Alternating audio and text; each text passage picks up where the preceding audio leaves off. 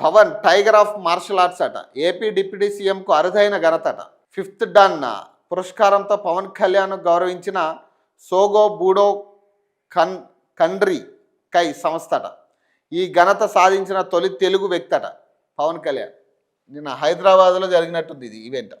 Martial arts పట్ల అమిత శక్తిని చూపించే సినీ నటుడు AP deputy CM Pawan Kalyan అరుదైన ఘనత సాధించారట. ప్రాచీన్ జపానీస్ కత్తిసాము కళ కెంజుటూర్స్లో అధికారికంగా ప్రవేశం పొంది అంతర్జాతీయ గౌరవాన్ని సాధించారట.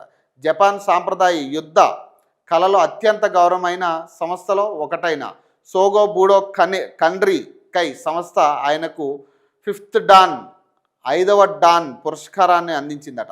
గోల్డెన్ డ్రాగన్ సంస్థ ఆయనకు టైగర్ ఆఫ్ మార్షల్ ఆర్ట్స్ అనే విశిష్ట బిరుదును కూడా అందించింది. అలాగే జపాన్ వెలుపల సోకే మరుమత్సు సైన్స్లోని టాకెడా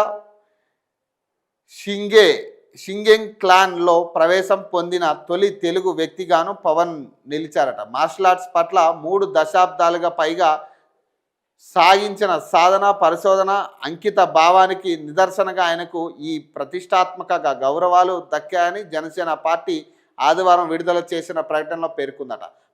ప్రముఖ బూడో నిపుణుడు హన్సీ ప్రొఫెసర్ డాక్టర్ సిద్దిక్ మహమ్మదీ మార్గదర్శకత్వంలో పవన్ కళ్యాణ్ కేండోలో సమగ్ర శిక్షణ పొంది ఉన్నత స్థాయి నైపుణ్యం ప్రదర్శించారు.